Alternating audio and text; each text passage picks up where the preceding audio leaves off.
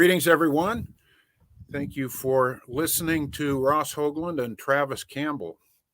Last week, we talked a little bit about the difference between propositional knowledge and experiential knowledge, and talked a lot about the experiential side of the faith and practical ways to do our faith. Today, we're going to take on a little bit headier topic, more propositional knowledge. We're going to talk about the Kalam Cosmological Argument. So put your crash helmet on and your seatbelts tight, and we're going to get into some really fun, heady stuff, and with an eye to always trying to keep it practical. We want to always make sure we know why we're talking about this stuff and not just get lost in the weeds. So, Travis, why don't you take it away? Okay, well, as we've stressed over the past couple of weeks, the chief way in which we know that Christianity is true is through this internal witness of the Holy Spirit, as well as the self-attesting gospel.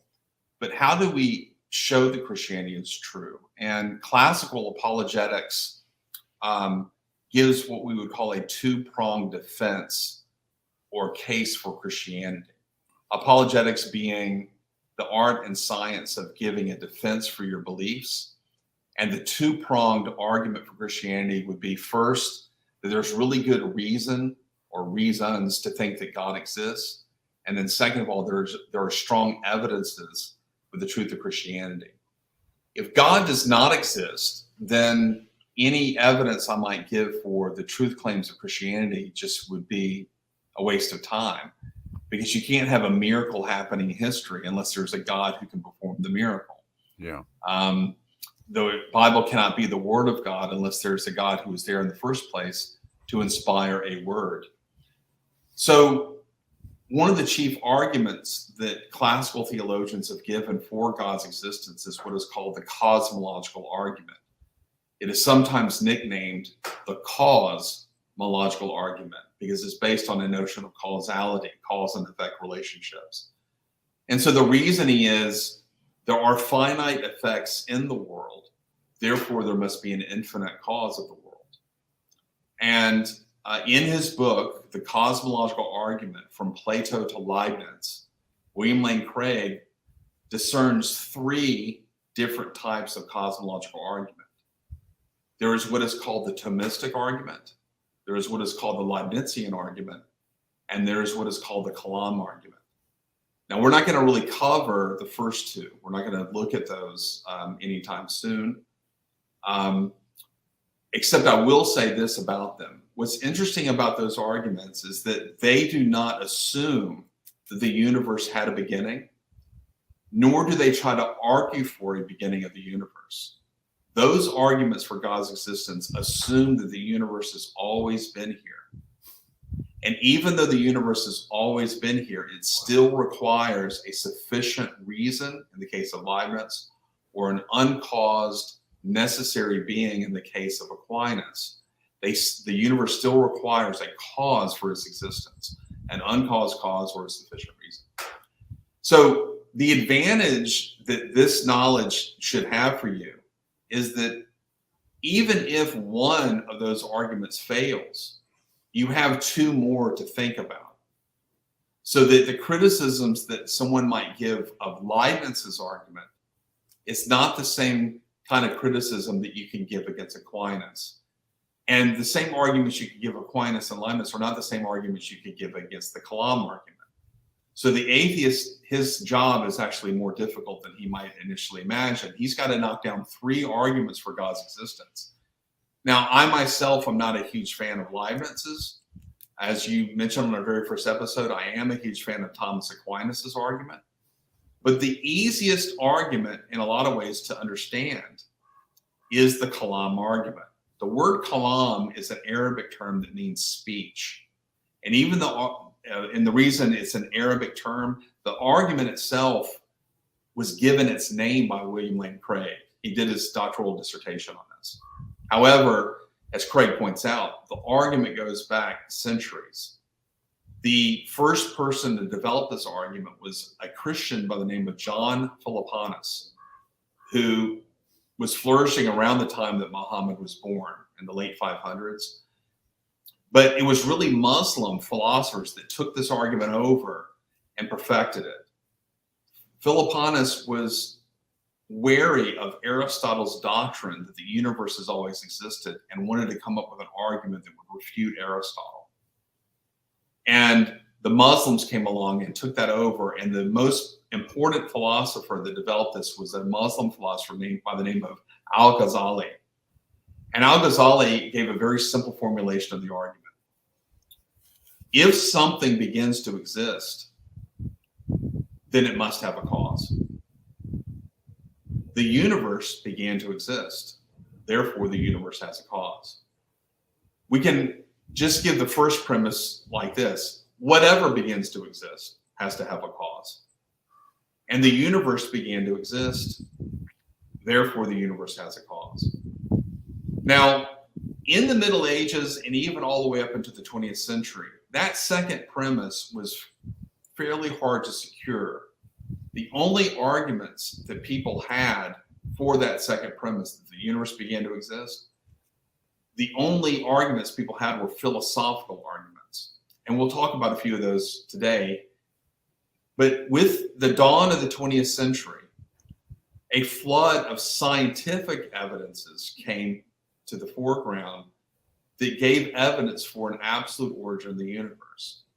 Reasons to believe, the apologetic organization that you and I are such fans of, headed by Hugh Ross, and it's now being led by Fuzz Rana.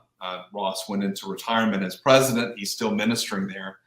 But Ross is an astronomer who really brought to a popular Christian consciousness, at least, this strong evidence for the origin of the universe. People like Ross, people like Craig, and a handful of others began to know in the 1970s the strong evidence that began to be incorporated into a Christian apologetic for God's existence. And so when Craig wrote his dissertation in the late 70s, very few had heard of that argument. Most people were still playing around mainly with Leibniz's proof. But Craig has almost single-handedly resurrected the argument. There were a few people before him, but very few. Now his name is almost synonymous with this line of argumentation. Mm-hmm. So let's look at both of these premises. The first premise is whatever begins to exist has a cause. And the second premise is that the universe began to exist. And if both of those premises are true, we have a sound argument for a cause of the universe. So what reasons do we have for the first premise, that whatever begins to exist has a cause? Now, one of the things that Craig is, one of the points that he's made is that when he first wrote his dissertation, he didn't really think that the first premise needed much of a defense. I mean, you know, things have causes, events have causes, and if something begins to exist, it definitely has to have a cause. Any attempt to get around that premise is, shall we say, sophistical. It's certainly, you're certainly departing from at least common sense. And you're getting into some sort of technical areas that most people really don't want to go in. And usually these technical arguments against the law of causality just ring a hollow sound to people because it's just so pervasive in our experience. Right now, I hear wind in your microphone. I hear a hissing noise in your microphone. Well, why is that? Well, because you're outside and the wind is causing that hissing sound to happen. If you're a parent and you hear something crash in the kitchen, you don't just shrug your shoulders and keep reading the newspaper. You are like, well, what did my little girl, what did my little boy get into now? Right. Something caused the crash in the kitchen. If you hear a bang in the room next door, you don't say, oh, well, nothing caused that. You would immediately be bewildered by anybody that would say such a thing. You immediately think, oh, well, something caused that bang to happen. Well, as one philosopher noted, what's true of the little bang is doubly true of the big bang. If something begins to exist, it has to have a cause. Now, there are some considerations, however, despite the common sense notion of this, and despite the fact that I don't think we really need to defend the causal principle, there are some things we should bring to the fore to keep the atheist or the non-theist or the naturalist from trying to escape. And the main consideration is this metaphysical principle that being cannot come from non-being. If you think about it, if nothingness has ever obtained, and by nothingness I mean no minds, no time, no energy, no matter, no values of any kind, no quantities, no qualities, not even the possibility of something being. I mean absolute nothing. If nothingness is ever obtained, then there wouldn't be anything right now. The way that I formulate that in my own head is I've said nothing means that list that you just said, all of those things don't exist. And it also means that there is no potential for anything. Yeah. Because if there is a potential for something, then there's something there that could actualize that potential. So if there's no potential for anything, then it's literally true that no thing can come from nothing. Absolutely. In fact, an insight that I came up, I don't know if anybody's ever put it like this, but it was an insight I came across because I was reading two philosophers. I was reading Jonathan Edwards and then the Thomist philosopher Joseph Owens. And it dawned on me that if you think about it, existence is very hard to define. It's almost impossible to define. But it's very easy to conceive. I mean, I'm looking at you, you exist. So I have a conception of existence. I just have a hard time defining it without reducing myself into a kind of tautology. Sure. Like even the statement something exists is kind of a tautological circle. Of course, something exists. It's circular at its core. But it's not a meaningless circle, right? We call it a tautology, but I mean, I through experience just know that something exists. On the other hand, nothingness is actually fairly easy to define. We just did. It's the absolute. It is the absolute absence of anything whatsoever, and you can give just a list of things of which nothing is the absence of. So that's the definition of nothingness. But nothingness is impossible to conceive. That's right. Because even when I conceive of something, as Edwards pointed out, I'm still thinking. Even when I conceive of nothing, I'm still thinking of something. Right. I had someone in my life years ago, I used to say, "What are you thinking?" And this person would say, "I'm thinking of a chalkboard with nothing written on it." This individual understood that I would then say, even when you're thinking of nothing, you're thinking of something. Yeah. So the fact that this causal principle is really just saying, if nothingness ever obtained, then there wouldn't be anything right now. But there is something right now. I mean, hello, you and I are having this conversation. And that means that there has to be something that's eternal.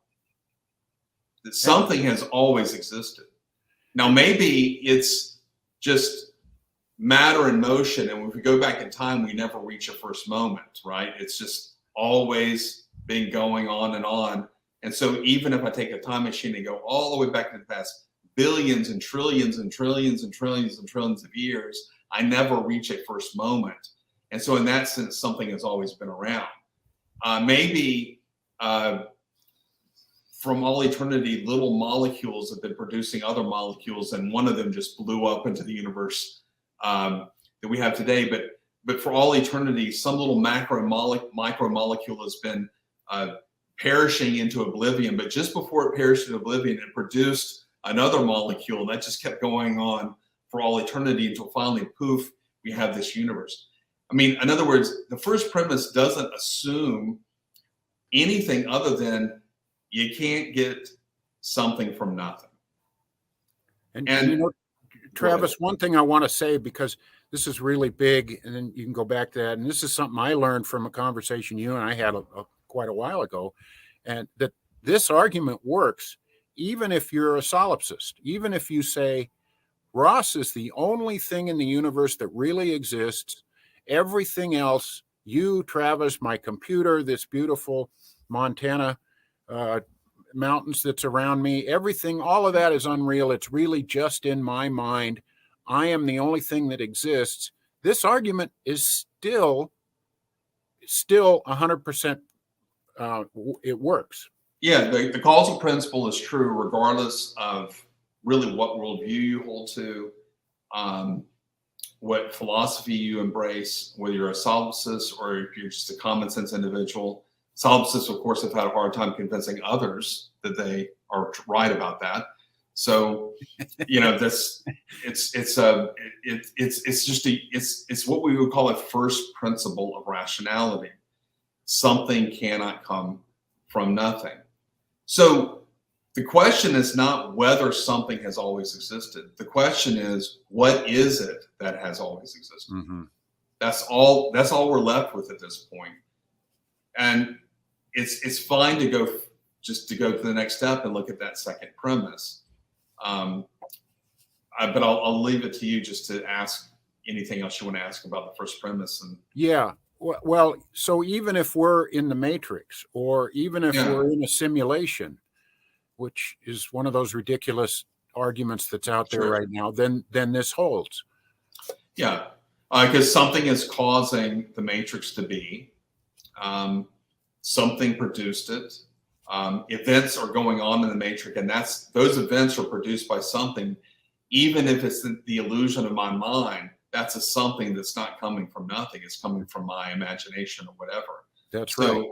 The causal principle is just universal, and it's metaphysical. This is the most important point to make here, because usually at some point in the argument, and I've talked to atheists and this has happened, I've given the first premise and they've signed off on it. Then I give the second premise, and after giving the evidence for it, what they'll end up doing is they'll accept the second premise that the universe began to exist, and then they'll go back and deny the first premise. Because they got nowhere else to go. Because and the reason they'll deny the first premise is because A, they have nowhere else to go, but B, what they try to argue at that point is they're trying to say, well, you can't take the law of causality and apply it to anything beyond the universe. Now, this was an argument given by Immanuel Kant, and it's been given, so this is a fairly old consideration. But you have to understand, that's just a stipulation. That's not, there's an argument for that. The word cause just means the actualization of a potential. So if the universe popped into being, came into existence, had an absolute beginning, if that's true, then it has to have a cause for its coming into existence. And as Craig points out with Sinclair and their essay that they wrote in a big book on natural theology a few years ago, if nothingness can produce a universe, then why can't nothingness, say, produce a Bengal tiger right here in my room? Why is nothingness so arbitrary? Now, obviously, they're saying that tongue in cheek. Nothingness can't be arbitrary because it's nothing. People sometimes try to oppose the Kalam argument by treating the law of causality as a kind of law of restraint, that it's keeping nothingness from producing something. That's not how to look at it at all. If there's nothing, then there's not even a law of causality. Right. So it's muddled to think of the law of causality that way. The law of causality is a metaphysical principle. It's not a scientific principle. It's a metaphysical principle that the scientist takes to his or her research. It is not, it's something you presuppose when you do science. It's not something you prove by science. Kind of like the laws of logic. The laws of logic are assumed as the scientist does his or her homework. The laws of logic are not something you prove from science. Philosophy, not science, gives us the preconditions for rationality. And once you understand that the causal principle is a metaphysical principle, you can't try to get around the argument by saying, or limiting the law of causality to the universe, but you can't apply it to the universe as a whole. We're talking about being here. Anything that comes into existence has to have a cause. However, go ahead. Well, I was going to say, one of the things that makes that first principle so powerful is that it is just very much common sense. And in our day-to-day life, there is literally nothing that we run into that isn't caused. So it's not just a general principle with a few exceptions. It's absolutely true 100% of the time at least since the very first moment of the Big Bang or creation. Right. And so, and by the way, it would be true even if the universe is eternal, even if the Big Bang theory is false. Yes. It's a true principle. So you can't get around it. What you're getting at is there's a two-pronged argument here. It's look at what the law of causality is saying. It's a metaphysical principle that's absolutely true. And what you're getting at is usually the second argument that's given. It's an empirical generalization that is yet to show a single exception. Right. And if there are exceptions to that, then science is false. Right. So now, some people do try to go into the quantum world to get around the argument. And our guest next week will hopefully help us field some of those issues. But I will simply say this. There's about 10 to 11 or so interpretations of quantum mechanics. All of them are deterministic, except for one. Right. The Copenhagen interpretation says that subatomic particles can come in and out of existence out of nothing without a cause. But that's not proven from the observation. That's an inference people are making. Because it appears that these are popping in and out of existence without a cause, they say, well, that it is that way. But since you don't know the position or velocity of any quantum particle at the same time, you can't use quantum particles. Just your sheer ignorance keeps you from using quantum phenomena as a grand exception to the causal principle. I mean, there have been theists in the past who've said that God is continually recreating the universe moment by moment, so that the universe is literally going in and out of existence at every second. But God is constantly keeping it, bringing it back into existence. Right. Jonathan Edwards believed that. But I mean, I don't think we should go with him on that. I mean, obviously. And there were some Muslim philosophers that believe that too. I think it's just better to see the idea that once God brought the universe into existence, he preserves it in being. And he keeps the temporal timeline going, if you will.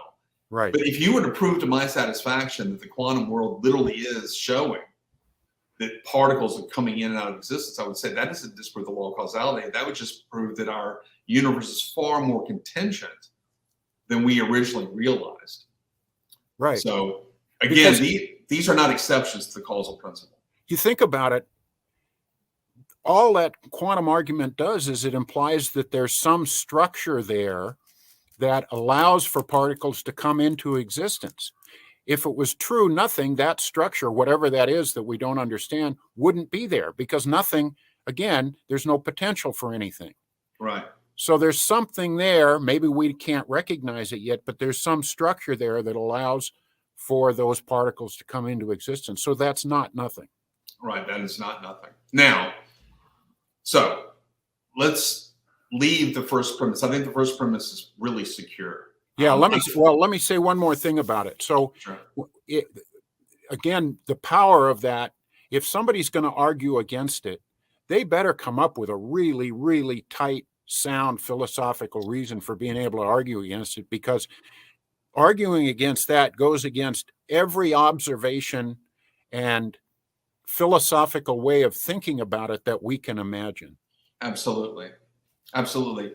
So with that premise secure, we only have a few minutes. So the question is, why think that the universe did begin to exist? Now, again, we're going to interview someone who really knows the science well. My training is in philosophical theology, philosophy. So I'm a layman when it comes to science.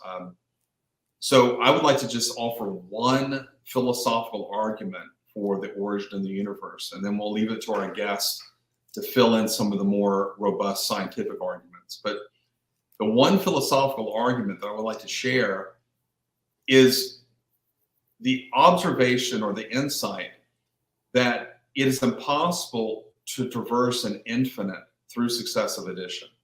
Mm-hmm.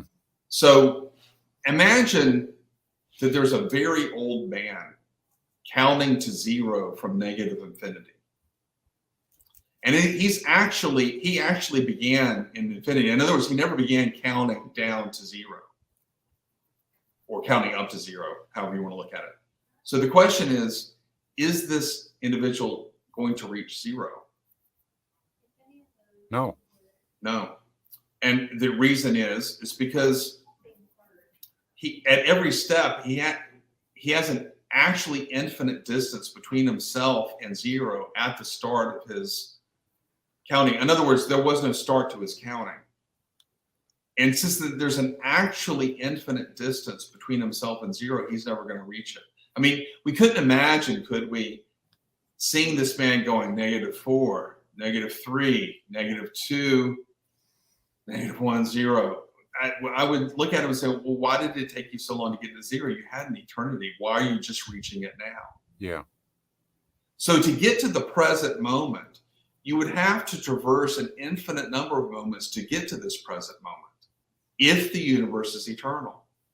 But we just showed that that's impossible. You can't traverse an infinite to get to the present, which means that if the universe is eternal, the present moment has never occurred. But the present moment has occurred. Therefore, the universe is not eternal. It had a beginning. Yeah.